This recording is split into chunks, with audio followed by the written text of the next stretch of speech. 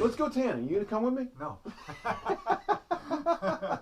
You don't want any part of it. No. You don't even want to be in the same building with it. No, that radiation is...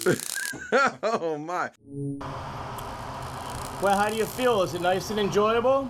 It actually is. It's sort of enjoyable. I can definitely, it feels like laying in the noonday sun, especially on my face. The Food and Drug Administration said last week that they want to ban indoor tanning for anyone under 18. So, did something very New Jersey today. I went tanning.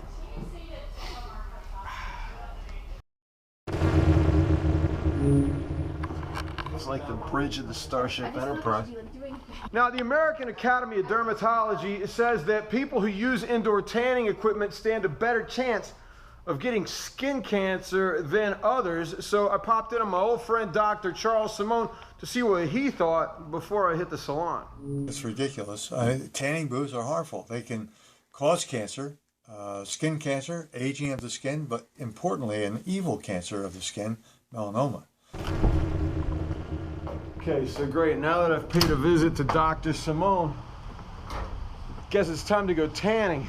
I feel like I ought to have a cigarette and a blindfold.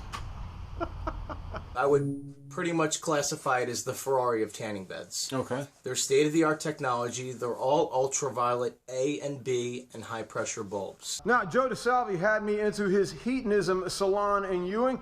He says that tanning's fine if you take precautions, use lotion, be on a safe schedule, and always go to a salon that's got modern equipment. Sticking with a safer bed, being a UVA, UVB, or high-pressure bed, low or high-intensity bulb, with the correct lotion, which would be any type of hypoallergenic or paraben-free bronzer or maximizer, right, you will achieve results. You will not achieve them overnight in one tan, because the idea is it's gradual. Now, the experience was really quite pleasant, not unlike sunbathing, which I enjoy. But Doc Simone says that time spent in the tanning booth really just adds up to one thing: the high price of skin cancer. Who's going to pay for that medical care? Okay. Why should I pay for her medical care or his medical care? Right. Who's going to pay for it? I'm not. I don't want to. I'm not doing it. Now, the FDA also wants salons to require customers to sign consent forms acknowledging the dangers of tanning. Joe says, hey, that's all good. Heatinizm doesn't allow suntanners under 18 anyway, and consent forms, they're already part of the process. But you, the customer, take some responsibility. It's your skin. You control your customer. You explain to them the do's and don'ts. Okay. People do not tan without goggles. You must wear goggles, and you must follow the exposure schedule.